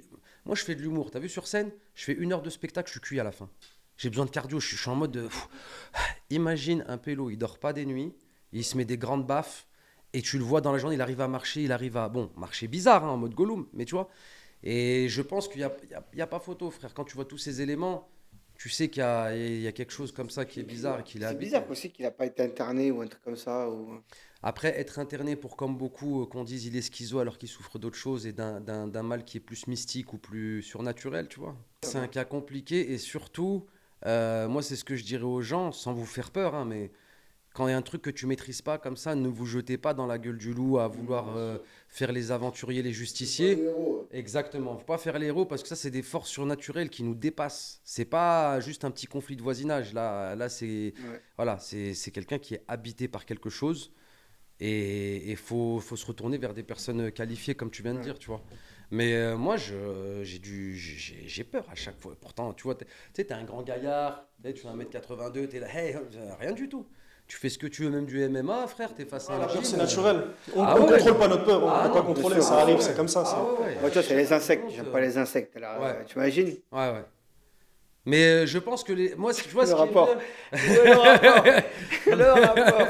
Non, Mais- c'est pour dire, voilà quoi. Mais les gens, ils ont des doutes sur ce qu'on dit, mais c'est véridique. Et nous, là, je vous ai apporté une preuve. Ouais, preuve à l'appui. Et ça fait froid dans le dos. Ça fait froid dans le dos. Là, je vous en parle, j'ai des frissons là. Déjà ce soir, je vais rentrer. Ah ouais, c'est vrai. Donc j'appréhende de rentrer. t'accompagner. Accompagne-moi ce soir. Allez, jusqu'au deuxième. Passe pas le deuxième, moi. Mais ouais. Ouais, j'ai même peur de rentrer ce soir. Ouais, donc, et puis j'ai pas tous mes vaccins, moi. S'ils me griffent, frère, une infection, ça arrive vite. Hein. C'est vrai. Bah, true story, hein. C'est une histoire vraie, encore une fois. Et, bah, merci pour Merci à partager vous, ton les gars. histoire. Merci à vous. Merci d'avoir à vous. partagé ton histoire. Du coup, Soso, c'est à ton tour de nous raconter ton histoire. Bon, bah écoutez, cette fois, moi, c'est une histoire qui se passe en France. Donc, je l'ai pas vécu personnellement. C'est ma mère qui l'a, du moins, on va dire, vécu entre guillemets, mais c'est ma mère qui me l'a raconté. Donc, je vous explique. Ma mère, ça fait peut-être 10 ou 15 ans qu'elle a déménagé de Vanvelin. Donc, elle habite dans une maison maintenant, au jour d'aujourd'hui. Et elle a connu une dame au marché. Une dame au marché qui faisait la manche. Une dame sans papier. Donc, ma mère, elle achète, elle fait ses courses, elle lui pose un peu de pain, de temps en temps, elle lui donne un peu de sous. Et petit à petit, elle a commencé à se confier à ma mère. Et elle lui a dit, écoutez, moi, ça fait 2 ans ou 3 ans que je suis en France. Donc, c'est une sans-papier, la dame. Hein. Et elle lui dit, j'ai pas de logement, j'ai pas où dormir. Donc, ma mère, elle lui dit, bah écoutez, je sais pas quoi vous dire, hein, c'est un peu compliqué. En plus, c'est la crise du logement en ce moment. Et elle lui dit, au pire des cas, elle lui dit, moi, je connais pas un appartement, mais une maison qui est ouverte au-dessus de chez moi. Ma mère, elle habite dans une maison, et à 2 pas de chez elle, il y a une maison qui est abandonnée. Et elle lui dit, si vous voulez, moi, je peux vous montrer cette maison. Je sais qu'il y a eu pas mal de squatteurs qui sont déjà venus, mais ils ne sont pas restés longtemps. Ils sont pas restés longtemps, peut-être une nuit, 2 nuits. Et voilà, ils laissaient la maison comme elle était. Ils sont pas restés sur la durée, en fait. Et elle lui dit, ah bah super et tout, franchement, ça serait super bien et tout. Parce que moi, je vis avec quelqu'un. Donc ma mère, elle lui montre, avec le matelas. Elle va, elle installe le matelas. Et la dame, elle revient vers ma mère. Et elle lui dit, mais par contre, juste une petite question, la maison, elle appartient à qui? Donc là, ma mère, elle est un peu réticente à lui dire à qui elle appartient. Mais bon, elle est obligée de lui dire. Elle lui dit, bah écoutez, la maison, elle appartient à une dame. Cette dame, elle vit toute seule. Pendant des années, on la voit pas. Et des fois, elle réapparaît, cette dame. Elle lui dit comment ça et tout. Elle lui dit, moi, j'ai parlé plusieurs fois. Ma mère, elle le dit, hein, j'ai parlé plusieurs fois que cette dame concernée. Et je lui ai demandé plusieurs fois si elle vendait sa maison. Et cette dame, elle est un peu... Elle est dérangée, on va dire. Je sais pas comment t'expliquer ça. Elle est pas bien. Elle est pas bien. Donc, je pense qu'elle va en psychiatrie, elle sort de psychiatrie, elle fait des allers-retours. Et elle, cette dame, en fait, c'est une maison qui appartenait à ses parents. Et souvent en France, quand les parents meurent et que les enfants ne sont pas d'accord au niveau de la vente de la maison, ça bloque la vente. Donc cette maison, ça fait des années que les parents sont morts et elle est restée comme ça. Vu que cette dame a fait des allers-retours à Vinatier, et les autres enfants veulent vendre la maison, mais elle ne veut pas. Elle met son veto, en fait, elle s'y oppose. Donc ça bloque la vente. Et cette dame, quand elle parle avec ma mère, elle dit pas mes parents. Elle dit c'est la maison de papa et maman. Tout le temps elle dit ça. Et elle est âgée, elle est âgée cette dame. Hein. C'est la maison de papa et maman. Jamais je vendrai la. Elle doit avoir bien 60, 65 ans, je pense. Hein. Elle dit toujours c'est la maison de papa et maman. Papa et maman, on vend pas la maison. Et quand on lui parle de vouloir acheter sa maison, elle commence à s'énerver. Elle s'énerve, elle parle mal, elle insulte. Donc la dame, elle dit ok. Moi je sais si une dame, elle se présente, je saurais quoi dire. Donc le soir même, elle fait venir son compagnon. Elle lui dit écoute, j'ai connu une dame au marché, elle m'a montré cette maison, on peut dormir dedans. Lui dit t'es sûr et tout, lui dit oui, oui et tout, on peut dormir dedans. Donc il rentre dans la maison. Donc c'est la dame qui a raconté à ma mère hein, cette histoire. Hein. Ils rentrent dans la maison, ils installent le matelas. Déjà quand ils rentrent, des détritus de partout. Déjà à l'entrée, de partout. Mais vraiment une maison, tu me la donnes, je ne vis pas dedans. Tu me l'offres. Je crois que je préfère aller au 115. Désolé hein, pour les gens qui vivent dehors ou quoi. Hein. Je préfère aller au 115 ou je préfère dormir de ma voiture de dormir dans cette maison. Allez, c'est vraiment délabré. C'est vraiment. J'ai la vidéo aussi, donc tu pourras la mettre aussi pour que les internautes puissent voir d'eux-mêmes. Et donc, elle rentre avec son compagnon. Il est 18h, 19h. Il y a des vitres pétées dans la maison. Il y a des poupées de partout. Des poupées de partout. Des poupées, des détritus, des habits d'enfants. Alors que la femme, elle n'a pas d'enfants. Hein. C'est des habits d'enfants. Après, peut-être que je me dis, les anciens squatteurs qui sont venus squatter, ils ont laissé leurs vêtements. Ou, tu vois ce que je veux dire? Avoir une réponse logique à ça. Bref, elles installent le matelas et tout. Son compagnon lui dit, attends, quand même, la maison, elle est en sale état. Je veux bien qu'on dorme dehors ou quoi. Mais, tu vois, c'est... À quel prix, en fait? Ouais, à quel prix? Elle lui dit, mais attends, on sera quand même toujours plus protégé ici que dans un parking où on peut se faire agresser. Exactement. Surtout les SDF, ils s'agressent beaucoup entre eux. Je sais pas si tu vois à Paris et tout là-bas, il y en a pas mal. Voilà, ils s'agressent entre eux, ils sont méchants entre eux, ils se volent entre eux. Donc le soir, ils s'installent. Ma mère, elle leur amène à manger. Donc vu comme je te dis, c'est à 2 pas, vraiment 2 pas. Donc elle envoie mon petit frère elle leur amène à manger, ils mangent et tout. Elle essaie de les aider comme elle peut. Comme elle peut. Donc ils arrivent le soir, ils se couchent vers 21h, 22h, pas de lumière, donc tout à la bougie. Et vu qu'il n'y a pas d'électricité, il n'y a rien. Ils se couchent, elles s'endorment. Il est à peu près, je sais pas, 23h30, minuit. La dame, elle dort avec son mari. Et le mari de cette dame, il ressent quelque chose. Mais je dis à ma mère, comment il ressent quelque chose? Il ressent une présence. Et il regarde sa femme à côté, elle dort, hein, profondément, elle. Hein. Et lui, il ressent une présence. Je lui dis, mais une présence comment? Et c'est elle qui lui explique. Après, c'est le matin, même après l'histoire, qui raconte à la dame et que la dame, elle raconte à ma mère. Ils se sont observés. Je dis, mais observés, il n'y a personne. Et c'est dans le noir. Et il lui dit, mais vous, je lui pose la question, mais ils ont éteint les bougies. Ils sont dans le noir. Elle me dit oui. Mais même dans le noir, il ressent que... T'as vu qu'il y a quelqu'un, c'est pas bon. L'atmosphère, c'est pas ressentait bonne. quoi? Il ressentait un peu de vent, il ressentait... Parce que des fois, c'est une atmosphère un peu glaciale Non. dès que tu ressens une présence. Il y a un Non, froid qui apparaît. après j'ai vu qu'il y a des vitres pétées. Non, c'était pas du vent. Mais tu sens, je sais pas si tu vois, des fois tu marches dans la rue, ouais. tu marches, il n'y a personne autour de toi, tu te retournes d'un coup. T'as l'impression qu'il y a quelqu'un qui te regarde, ou tu vois, ça vous a jamais fait ça? Si, bien sûr. Tu vois, tu te regardes, tu te retournes d'un... Et Tout à ben, l'heure, ça m'est arrivé. voilà. Juste à l'heure dans le champ. Non, c'était moi dans le champ. Ah, c'était ça qui était... Non mais pour de vrai, tu vois, là, c'est en toi, tu le ressens. Il se sent observé. Donc il secoue sa femme, ouais, la femme avec qui... Sa compagne, ouais. Elle se réveille pas. Il la secoue. Il éclaire avec son portable. Il voit 3 ombres. Il voit 3 ombres en train de divaguer dans la maison. Mais 3 ombres en train de bouger rapidement. Et des ombres noires et grands. Très très grands. Il commence à shahad. Donc shahad, c'est l'attestation de foi. Il commence à réciter, il commence à shahad. Il retourne vers sa femme, il essaie, impossible de la réveiller. Il éclaire avec son portable, il tombe dans des pièces, mais laisse tomber. Des trucs par terre, des poupées par contre de partout dans la maison. Et l'ombre qui passe encore derrière lui. Il sent, tu vois, il le sent passer. Oh, il commence à péter un câble. Il pète un câble. Il se dit, pourquoi moi? Elle dort, elle a rien, elle sent rien. Et pourquoi moi? Il retourne se coucher à côté d'elle. Il se met allongé. C'est lui qui raconte à... Il essaye de fermer les yeux.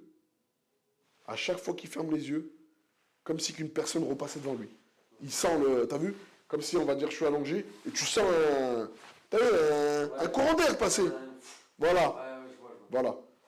Il décide de plus dormir. Donc il reste assis vers 6h, 7h du matin. Il arrive à réveiller la dame avec qui il dort. Sa compagne? Sa femme, ouais, je sais pas si c'est pas sa femme, ouais, voilà. Il réussit à la réveiller. Il lui dit, toute la nuit, j'ai pas dormi, tu t'es pas réveillé, comment ça se fait? Regarde ce que j'ai vécu, machin. Elle lui dit, non, moi j'ai très bien dormi. J'ai très bien dormi. Il lui dit, non, c'est pas normal. On part d'ici, je dors pas. Il lui dit, je reste pas. Elle lui dit, non, comment on reste pas, on est à la rue et tout. Ouais. Il lui dit, non, moi je reste pas. Et le matin, donc, il la réveille et tout. Bref, il est pressé de faire les affaires. Ils partent et la dame, elle vient toquer chez ma mère. Et quand elle vient toquer chez ma mère, il y a ma mère qui sort et tout, ils discutent. Et elle lui dit, ouais, mon compagnon, voilà, il dit ce qu'il a vécu. Pour lui, il a vu des ombres ou je sais pas. Et ma mère lui demande, peut-être qu'il boit, il boit pas, il fume pas le mec. Donc il n'y a pas de... comme tout à l'heure tu disais, les gens qui fument et tout, voilà, aucune hallucination, il n'y a rien du tout. Et ma mère, elle lui dit, moi, à chaque fois qu'il y a eu des squatteurs que j'ai vus, en gros, je sais qu'ils sont pas restés, et je l'ai dit tout à l'heure, ils sont pas restés longtemps dans cette maison. Et ma mère, elle m'a dit, peut-être qu'il est tombé sur des genoux, mais des genoux qui s'en prennent qu'aux hommes.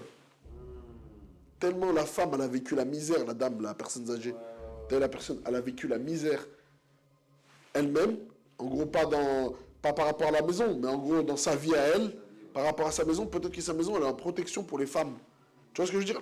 Parce que sa femme, elle a rien eu. Elle a dormi comme un bébé. Et même elle ne comprenait pas pourquoi il devait partir. Et peut-être que cette maison, elle est, tu vois, elle est habitée, mais elle va s'en prendre qu'aux hommes. En fait, c'est une sorte de genou de défendeur, quoi. Ils défendent leur... Alors, soit peut-être c'est des génias, des... Je vais t'enculer, Wallah. Wallah. Ouais. Il a dit quoi? Défendeur.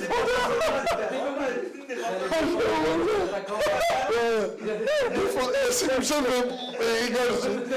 T'as compris, moi? Je me suis dit, ça se dit. Genou de défendeur, ça se dit. Non, voilà. Genou de protecteur, ouais. Le crampon et tout. C'est intéressant, parce que t'as raison, t'as une catégorie. Mais bien sûr. Bien sûr que oui. Je veux attaquant, flotteur. Défendeur. Non, mais... Tu me dis quand je reprends. Tu me dis c'était bien, non? Ouais.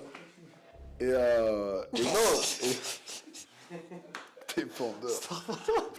Il a dit ça, j'aurais demandé direct. T'en mets 3 devant, il y a personne qui passe. Astaghfirullah. Oh putain, c'est bien des peurs à coup de moi. C'est ça, tu peux me faire un bêtisier. Ah, voilà, là. À la fin de l'année, tu fais un best-of. Et dans la catégorie des genoux, il y a. Bah ouais, bah il y a des catégories, il y a des génias, il y a des G. Bah oui, il y a des genoux. Mais c'est la vérité. Par Allah, génia, tu connais génia? C'est femme. Ouais, bah attention quand même. Parce que c'est avant le genou de défendeur. C'est pas moi, c'est lui qui a dit ça. C'est bon? Vas-y, de toute façon, là, à ce moment-là, on a plan sur toi. Ça, j'ai pas longtemps. Et moi, je pense que. C'est bon, on est rentré de gaulle, là. Non, pas ça. Je crois que c'était le dernier. C'est bon, wallah, je peux plus. Franchement, là, c'est ça. C'est pas permis, ouais. Oh, ils sont fous, wallah. Bon, je finis, c'est bon, c'est sérieux, Riyad, banal, wallah. Et moi, je pense que cette maison, elle est sous protection pour les femmes. Que pour les femmes. Et pour finir, je pense que cette maison, elle est vraiment... Arrête, arrête. On va pas, je te dis. Ouais, mais moi, je te vois, mon frère. Bah ouais, s'il te plaît, par pitié. Moi, je regarde pas, je regarde dans le sol, voilà, s'il te plaît, par pitié, on ne regarde pas. Vas-y. Voilà, je fais du luxe. Vas-y. Putain, c'est des voilà. Et pour finir, je pense vraiment que cette maison, elle est occupée, mais je pense par un genoune, femme qui tu vois, qui s'occupe vraiment de malmener les hommes, tu vois, parce que quand une femme elle y est, ça se passe bien. Donc moi, cette dame là, la petite dame à qui elle appartient à la maison, quand elle parle avec ma mère, elle a jamais parlé qu'elle était mal dans cette maison. Ouais. Tu vois ce que je veux dire? Il enlève de cette maison que quand elle va à Vinatier. Mais quand elle y est, elle s'y sent super bien. Tu vois? Elle n'est jamais sortie en criant, ah ouais, tu vois? Tu vois qu'elle est un peu... Elle est un peu... elle est un peu secouée, mais t'as vu, voilà. Et je pense que c'est ça, hein, parce que dans sa réaction à lui, et les squatteurs d'avant, c'était que des hommes. Ils sont jamais restés. Ils sont pas restés longtemps. Ils sont pas restés. Ouais. Tu vois, ils sont jamais restés. Et là, la femme, elle disait à ma mère, moi, j'ai très bien dormi. Mais mon compagnon, en gros... Peut-être qu'il y a un genre de... Comme un sort qui est jeté sur la maison, mais pour pas que les hommes y rentrent. C'est un truc qui a été fait avant, à l'époque. Tout à l'heure, tu disais, les gens qui viennent s'y réfugier et dormir, ils restent pas plus de 2 nuits. Enfin, pas plus de 2 nuits. Ouais, ils restent pas longtemps. Non, de nuit, je sais pas. Mais en tout cas, ils restent pas longtemps. Je pense que ça c'est parce que c'est rare. C'est bizarre. En France, la plupart du temps, ils s'installent. Ils s'installent dedans. Oui. Tu vois? Et sachant qu'en France, les squatteurs, c'est souvent des hommes. Parce que quand même, on est dans un pays où on aide beaucoup la femme. Tu vois, la femme a toujours un moyen de trouver un endroit où dormir, tu vois ce que je veux dire? Des foyers, tu vois ce que je veux dire? Les hommes, c'est plus compliqué. Et les hommes ne restent pas. La femme, elle s'y sentait bien, parce que quand même, c'est une maison abandonnée, mais elle a bien dormi. Elle a dormi paisiblement, et même quand il voulait la réveiller, elle voulait pas se réveiller, elle se réveillait pas. Tu vois ce que je veux dire? Il a insisté, hein. Il disait, j'ai insisté, je t'ai secoué, machin. Et t'imagines qu'il n'y a pas d'électricité, les bougies éteintes, donc avec son portable toute la nuit en train d'éclairer, et dans le mal, il disait à ma mère, du moins elle a expliqué, qu'il faisait super froid. Mais vraiment super froid. Et à chaque fois, il disait des ombres et des bonhommes noirs. Il voyait des ombres noires. Mais il voyait que c'est grand de taille. Mais vraiment grand de taille. Et c'est pour dire, voilà, et c'est une vraie histoire. Hein. True story, encore une fois. Hein. C'est vraiment, vraiment une vraie histoire. Et c'est... Voilà, hein, c'est... Franchement, comme ma mère m'a raconté... Moi, je voulais savoir s'ils sont partis directement, en fait. Hein. Ils n'ont pas refait une deuxième ma mère, depuis, elle n'a plus de nouvelles de cette dame. Elle ne la voit plus marcher. Et pourtant, elle y va tous les mercredis. Vous connaissez un peu les parents. Ils ont leur petit train-train. Son pélo, il va être traumatisé. Franchement, c'est... Mais il y a toujours des gens qui essaient d'y aller, de squatter un petit peu. Bah là, je sais pas. Depuis, je sais pas, mais moi, mon petit frère, il en a déjà vu. Ça fait pas longtemps, hein. Ça fait peut-être 6 mois. Ah, ok, c'est très récent. Ça fait. C'était peut-être mars, ouais, mars, avril. Très récent, ok. Non, non, c'était récent. Et depuis, on n'a plus revu. Moi, ma mère, elle n'a plus revu la petite dame, là. Mais la petite dame, c'est par période, je vous ai dit. Hein. Des fois, tu la vois pas. Voilà, des fois, elle a alterné ouais, pendant un moment. Hein. Et dès qu'elle a une perme, elle en profite pour revenir ici et ils savent qu'elle est là. Ils reviennent la chercher ici. Donc voilà. Voilà pour mon histoire. J'espère que vous avez apprécié. Donc, Merci pour cette histoire, Soso. il n'y a pas de souci. C'est normal. Moi, je crois que c'est à mon tour. Allez. Ouais. Alors, du coup, moi, pour cet épisode, j'ai hésité. J'ai beaucoup hésité à choisir une histoire. Parce qu'en fait, j'allais raconter une histoire que j'ai vécue par rapport à des rêves. Mais il y a une personne qui est un ancien de Vaud, qui est venu me voir, qui travaille et qui vit à Vaux-en-Velin, qui est venu me voir et m'a dit, j'ai vu ton émission que tu as fait, très très bien, etc., avec tes amis et tout. En même temps, bah, j'aimerais bien que tu m'aides. Je lui ai dit, comment je peux t'aider? Il m'a dit, en gros, moi j'ai vécu quelque chose quand il avait la vingtaine, parce qu'aujourd'hui il a à peu près 50 piges. Il m'a dit, en gros, j'aimerais bien que tu m'aides avec ta communauté, etc., si tu peux raconter mon histoire. Et ensuite, voir si ta communauté peut trouver des choses peut-être similaires qu'ils ont vues, etc. Voilà, des explications de ce qu'il a vécu.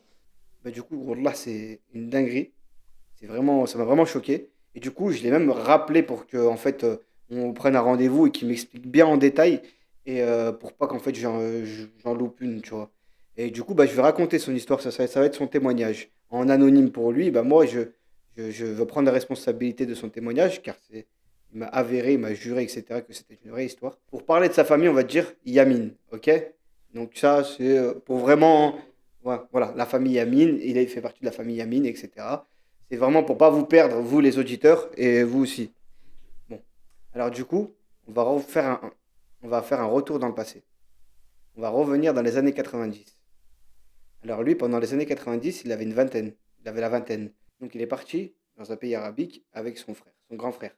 Son grand frère, il avait à peu près la trentaine, c'est-à-dire il avait à peu près 10 ans de plus que lui, et pendant les années 90. Et je sais pas si vous devez mieux savoir que moi, mais à l'époque, les anciens, euh, ils se droguaient beaucoup, mais pas au cannabis. Ils prenaient beaucoup d'héros. Et lui, son frère, il était addict à l'héros. Son grand frère était accro à l'héros. Lui, c'était juste un fumeur, tu vois. Pour montrer un peu quand même la différence de ces deux générations-là, malgré qu'il n'y a que 10 ans qui les séparent. Son frère était accro à l'héros et lui, il était plus dans le cannabis.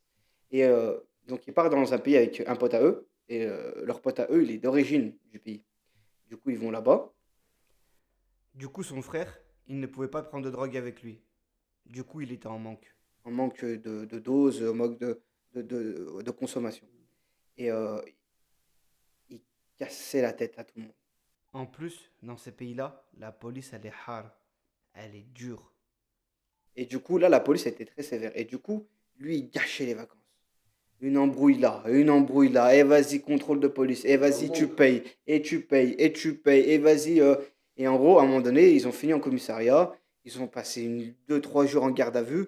Gâchage de vacances, etc. Et tout. Eux, ils sortent de garde à vue. En gros, lui et son franjo et leurs potes là, ils sortent.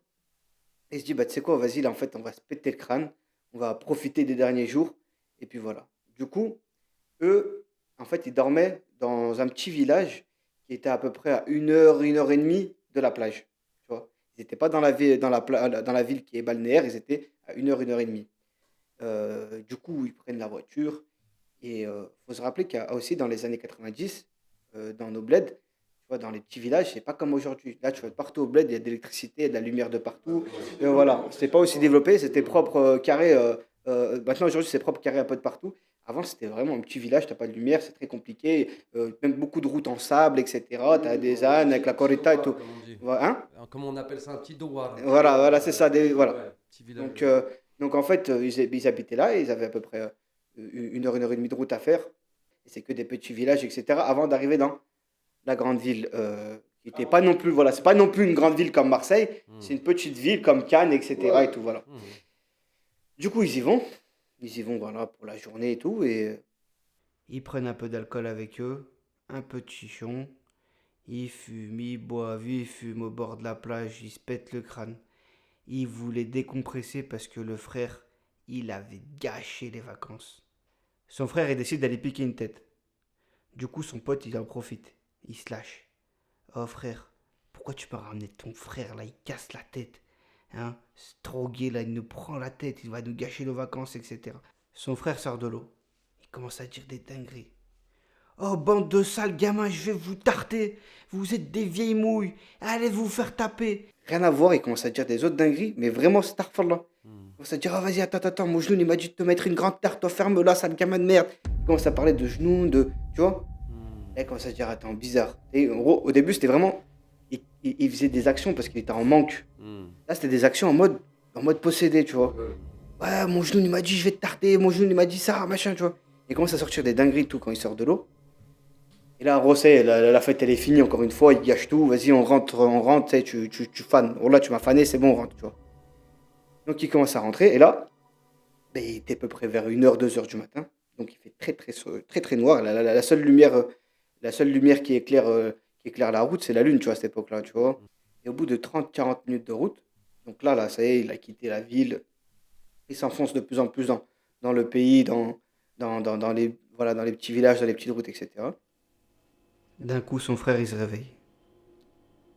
Attends, j'entends l'Éden là. Arrête-toi, j'ai envie de prier. Et quand son frère, il lui dit ça, lui aussi, il entend l'Éden. Du coup, il se dit, vas-y, là, mon frère, il m'a fait des actions diable de shayatin. Vas-y, en plus, même moi, ça fait longtemps que j'ai pas prié. Bah, on va aller prier. Du coup, il sort de la route et il se dirige vers là où il y a l'Éden.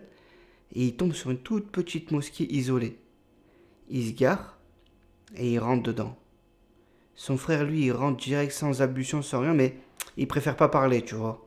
Parce que, voilà, ça fait longtemps et vaut mieux qu'il prie que rien. Et lui, il se dirige vers les toilettes. Pendant qu'il faisait ses ablutions, il entend ça. Il panique un petit peu, il regarde à droite, à gauche et il voit au-dessus de lui une fenêtre ouverte. Il se dit, ça peut venir de là. Du coup, il se dépêche de faire ses ablutions quand même parce qu'il panique un petit peu. Et il sort. Et il rentre dans la mosquée. Et quand il rentre dans la mosquée, il voit un petit groupe d'hommes, de 3-4 hommes, posés devant en train de parler. Et il voit leur frère prier derrière. Et lui, il est interpellé par la décoration de la mosquée. C'était pas une décoration simple ou un truc comme ça pour une toute petite mosquée. Il m'a dit c'était limite satanique. C'était limite satanique. Et en gros, il me disait, moi, quand je rentre, tu vois, je regarde un peu de partout et je disais, c'est quand même bizarre pour une mosquée. Donc lui, voilà, il se met derrière le groupe et il commence à prier. Quand lui commence à prier, son frère, il finit la prière. Et son frère, il se dirige vers le groupe, il échappe, il regarde le groupe là comme ça. Il leur dit, ouais, je sais que vous aimez pas les Perses, vous, hein. Vous nous aimez pas, vous, hein. Et il commence à s'emporter. Et là, le groupe, il le regarde. Et en fait, lui, pendant qu'il priait, en fait, il a arrêté de prier. Et il regardait juste ce qui se passait, tu vois. Il voyait un homme qui avait une quarantaine, cinquantaine d'années. Il le regardait avec les sourcils froncés en mode... il a 2 doigts de le démarrer, tu vois. Donc là, il abandonne la prière, il attrape son frère, il le sort de la mosquée. Il le taille de tous les noms. T'es sérieux, tu lui dis, on va à la mosquée. Et toi, tu fais quoi? Tu t'embrouilles, etc. et tout. Et son frère lui dit, mais non, tu vois.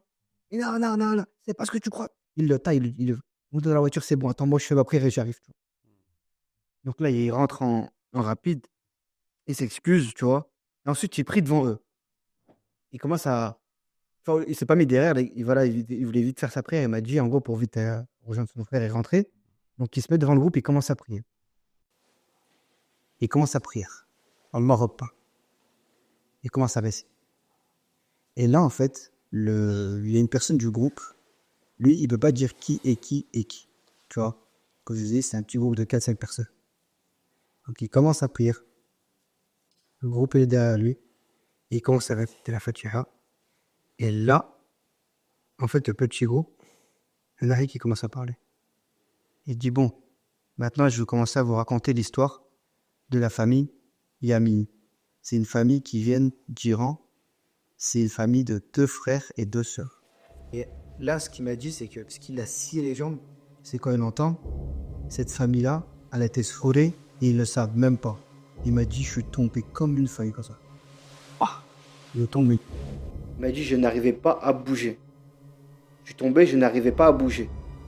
Et il a dit ce qu'il a été dit dans cette discussion-là, je ne l'oublierai jamais. Et je vous le jure, ce que je vous dis, c'est vrai. Du coup, il m'a dit en détail ce qui a été dit. Donc, il tombe par terre, il n'arrive plus à bouger et il entend. Il a dit, tout a commencé en Iran, quand en fait, c'était sa tante. En fait, sa mère, elle s'est mariée avec un homme, qui est son père. Sa sœur, elle était jalouse. Parce que sa sœur, elle était amoureuse de cet homme-là. En tout cas, son père, il était dans un métier ingénieur. C'est un ingénieur. Et du coup, en gros, il était promu en France. Voilà, il avait une opportunité en France. Et du coup, il est parti en France. Et tu sais, surtout pour l'époque, c'était une grosse occasion d'aller en France, tu vois. Et du coup, elle était chère jalouse. Du coup, elle est partie voir un sahar pour ensorceler sa sœur. Et là, dans la discussion, il entend une autre voix. Et il dit, qu'est-ce qu'il a fait le maître? Le maître, il a dit à cette dame-là qui est venue du coup, faire de la sorcellerie, on va la rendre malheureuse par ses enfants. Les enfants qu'elle aura, on va tous les dévier de la religion. Lui, sa grande sœur, elle a quitté le foyer, etc. et tout, c'était devenu une vache. Devenue, bref, une fille libre, et voilà. Voilà. Sa grande sœur, elle a fui le domicile et elle était très loin. Elle fréquentait beaucoup les clubs où ça prenait des grosses drogues dures, voilà. Son grand frère, lui, qui est accro à l'héroïne. Et du coup, lui, quand il entend ça, il est tétanisé. Il tremble. Tu vois, il peut pas bouger. Et il m'a dit, impossible de bouger. Et là, il les entend à un moment donné, une fois qu'il a fini de raconter l'histoire de la famille qui s'est fait ensorceler, etc. Là, il y en a un d'eux, il dit oh, j'ai faim. L'autre, il lui répond ah ouais, t'as faim? Il lui dit ouais, ils sont les cafards là que je les mange. Et là, il me disait qu'il commençait à parler de sorcellerie ou de trucs comme ça, tu vois, de qui on a missionné qui pour faire quoi, des trucs bizarres, tu vois, t'as les fous. Et à un moment donné, il se lève et il part. Et genre, il est vraiment resté tétanisé pendant des minutes et des minutes. Et là, en gros, c'est son pote qui vient. Et lui, il est choqué, t'es en train de dormir ou... Tu vois, quand il rentre dans la mosquée, il se dit, t'es en train de dormir ou... Maintenant, il voit que son pote, il est tétanisé, il est effrayé et tout, machin. Il essaie de le réveiller et tout. Et enfin, il essaie de le réveiller, il essaie de le refaire reprendre ses esprits. Et en gros, il dit, oh la dinguerie, ce qui vient de m'arriver, oh là, ça parle de ma famille et tout. Là, ça parle de ma famille, on a dit qu'on était ensorcelés et tout. Machin, tout speed. Il dit, j'étais tout speed et tout. Et il commence à faire un tout petit tour de la mosquée, il voit plus personne et tout. Il dit, je te le jure, ils étaient là, ils se sont levés, ils sont partis. Il dit, nous, Roche, j'étais devant, j'attendais, j'ai vu personne sortir de la mosquée. Il dit, c'est bon, je cherche ni, voilà, je m'en fous, je veux juste rentrer, tu vois. Donc il se barre. Quand il rentre, il essaie d'appeler sa mère elle répond pas, c'est normal, il est très tard. Et là, il voit l'heure. Il est à peu près 3h du matin. Il y a quoi comme prière à 3h du matin? Il n'y en a pas. Il n'y en a pas. Ça veut dire, en vrai, là, tout ça, c'était de la virago, en fait. Mais lui, il n'a pas fait attention à tout ça. Tu vois? Et c'est après qu'il me dit, après coup, il s'est dit, mais il n'y a pas de prière à 3h du mat. Voilà, il se refait, il n'y a pas de prière à 3h du mat, tu vois. Et bon, bref, il appelle sa mère, elle ne répond pas. Il la rappelle, en gros, il essaie de la joindre le plus rapidement possible. Ils sont eu au téléphone, il dit, Tata, elle a fait du suhour. Elle nous a ensorcelés. C'est pour ça que notre grande sœur, elle est devenue comme ça. Regarde, c'est pour ça que ton fils, il est comme ça. Et c'est pour ça que notre petite sœur, elle est comme ça. Et en fait, là, sa mère, elle est très proche de sa sœur, en fait. Elle est très proche de sa sœur.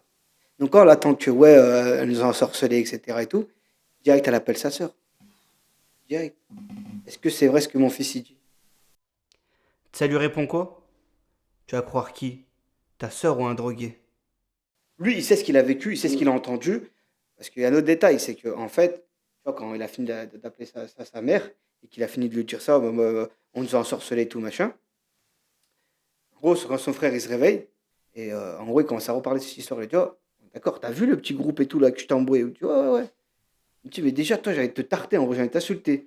Tu prends les patins des gens et tout, comme ça. Il dit, oh, mais pourquoi? En gros, son frère, il s'est embrouillé, parce qu'il y en a un, il a fait une réflexion. Il lui a dit, en gros, ça le vieux perse. Tu vois? Et c'est pour ça qu'il s'était chauffé à chèque, t'aimes pas les Perses, etc. et tout. Et du coup, en fait, son frère, il a dit, oui, j'ai bien vu le groupe, tu vois. J'ai bien vu le groupe, et lui, son frère, il s'était endormi après. Quand il l'a ramené dans la wagon, il s'est endormi, classe. Il était atteint. Et lui, il a toujours pris une tarte. Tu vois, c'est un ancien, il a pris une tarte, son grand frère. Et lui, c'est toujours un mec voilà, qui boit un petit peu de vin, qui fume, qui parle un peu de religion, etc. Mais voilà, voilà. Et en fait, leur mère, elle les a jamais cru. Leur mère, elle les a jamais cru. Elle a cru sa sœur, parce que, comme je t'ai dit, voilà, ça fait plus de 30 ans qu'ils sont encore ensemble. Ma soeur, elle me fait pas ça, c'est pas possible. C'est pas possible. Mais surtout que quand on te dit, ton fils, c'est un drogué. C'est ça. Ça, c'est un argument. Et que c'est le cas, en fait. Ton fils, c'est un drogué.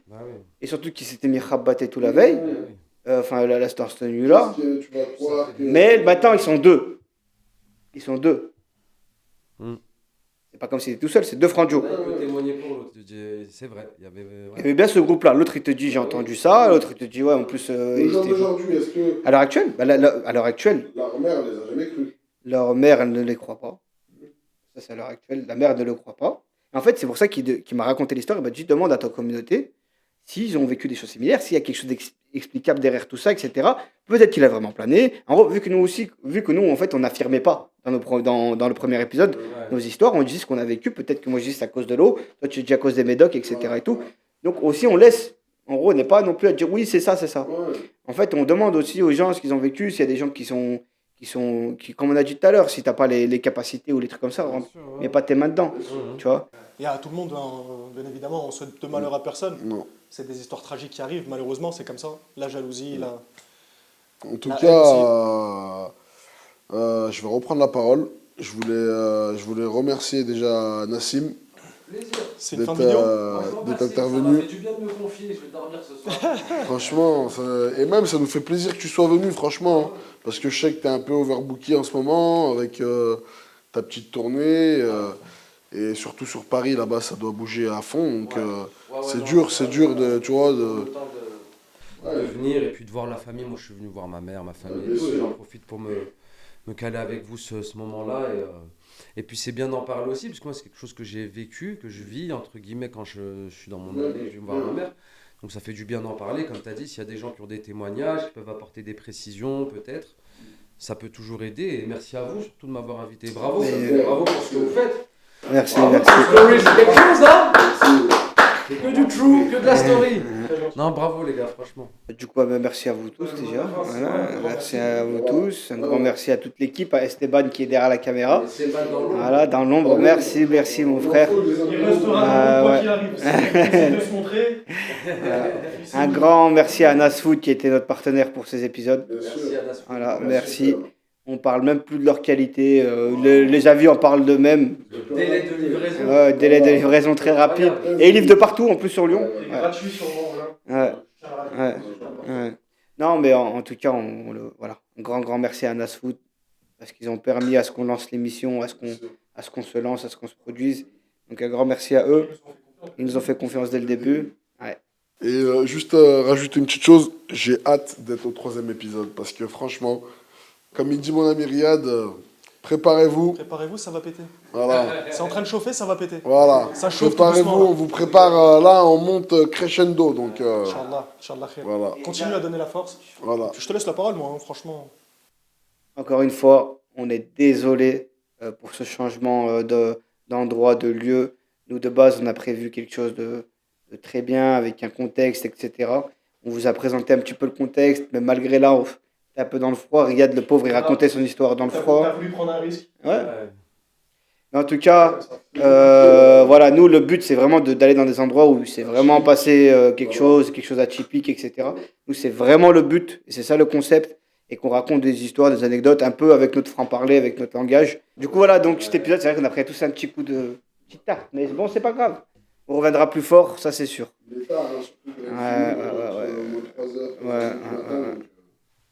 Donc voilà. Merci à tous. Et, abonnez-vous, likez, commentez. Laissez surtout vos commentaires. Je vous le jure, c'est super. Jamais de la vie, je pensais que j'allais dire ça. Mais je comprends tous les youtubeurs qui disent liker, commenter, etc. et tout. Je vous le jure, c'est super important. Alors s'il vous plaît, si vous pouvez lâcher un petit like, un petit commentaire, un petit abonnement, ça coûte rien, c'est gratuit. Voilà. Et un petit partage dans la story. Et si tu veux faire un don, pourquoi pas. Voilà. Bonne soirée à vous. Bon, allez, bonne soirée les gars. Merci l'équipe. Ciao. Allez.